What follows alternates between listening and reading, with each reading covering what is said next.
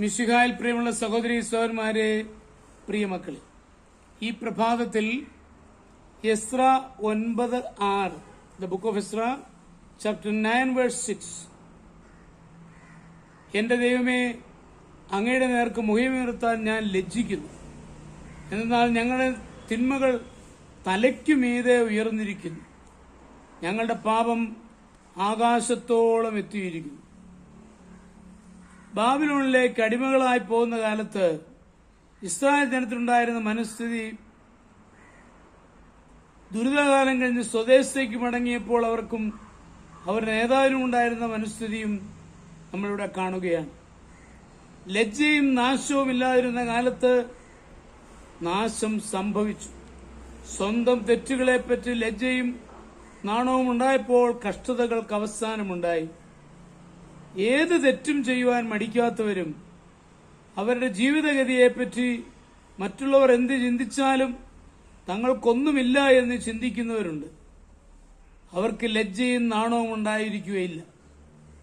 സ്വന്തം തെറ്റുകളെപ്പറ്റി ലജ്ജിക്കുന്നവരെപ്പറ്റി നന്മ പ്രത്യാശിക്കാം.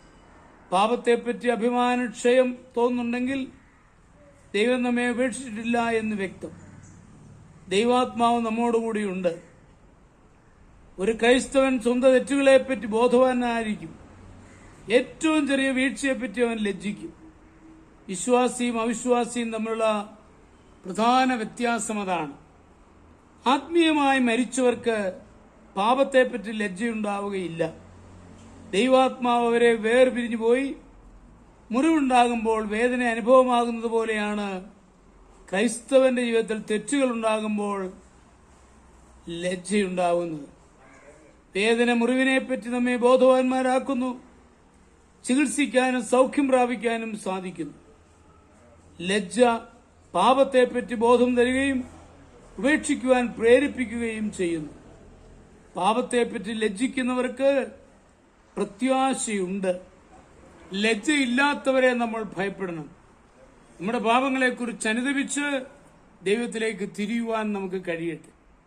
നമ്മുടെ കർത്താവ് ഈശോ മിശിഹായുടെ കൃപയും പിതാവായ ദൈവത്തിന്റെ സ്നേഹവും പരിശുദ്ധാത്മാവിന്റെ സഹവാസവും പരിശുദ്ധ അമ്മയുടെ മധ്യസ്ഥതയും നിങ്ങളെല്ലാവരോടും കൂടി ധാരാളമായിട്ടുണ്ടായിരിക്കട്ടെ, എപ്പോഴും എപ്പോഴും എന്നേക്കും.